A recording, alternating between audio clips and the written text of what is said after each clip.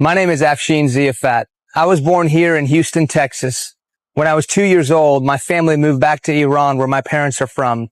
In the late 70s, an Islamic revolution hit that country, and we moved back to Houston when I was in the middle of first grade.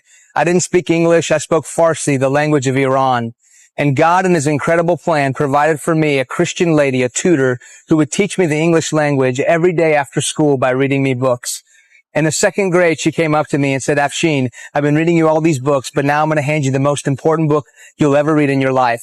And she handed me a small New Testament Bible. She gave me that Bible during the Iran hostage crisis when many people turned against my family because we were from Iran.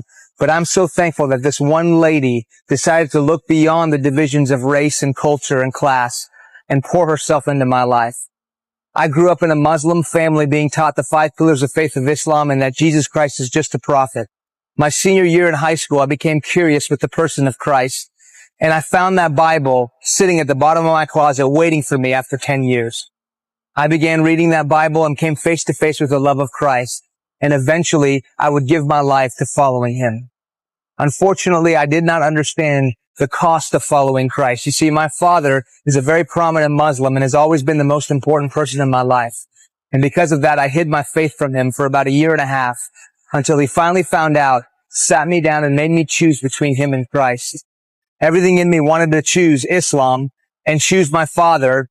My flesh wanted to choose my father and not lose my dad. But God gave me the strength to look at my dad and say, Dad, if I have to choose between my earthly father and my heavenly father, then I choose my heavenly father. I choose Jesus. And so my father disowned me. It was that night in my room when I opened up the Bible. My father had told me to get out of his face, and I opened up the Bible and read in Matthew where Jesus says, whoever acknowledges me before men, I will acknowledge him before my Father in heaven. But whoever disowns me before men, I will disown him.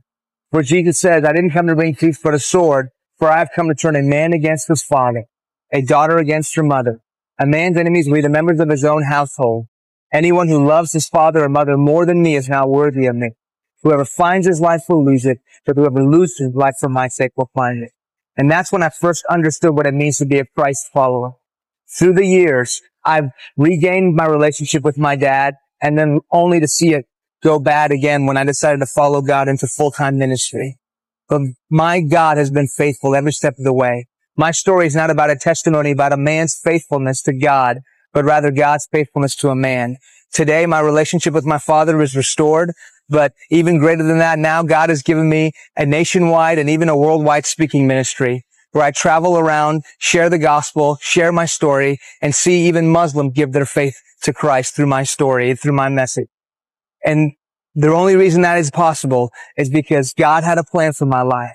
Remember, He says, if you want to hold your life, you lose it. But if you lose your life for my sake, we'll find it. And I challenge you to lose your life. Lay your life down. Jesus says, if anyone wants to come after me, he must deny himself, take up his cross, and follow me. And I found that when I've lost my life, that the life that Jesus has given me today, I would not trade for anything that I could have had following the path that my Father had for me. I pray that you would follow Christ and count the cost. Jesus Christ is the only way, truth, and life. The only way to the Father is through Jesus. If you don't know Jesus, you don't know God. Come to Christ today. Come to Jesus today. He can save. He can heal. He's there for you. Come to Jesus.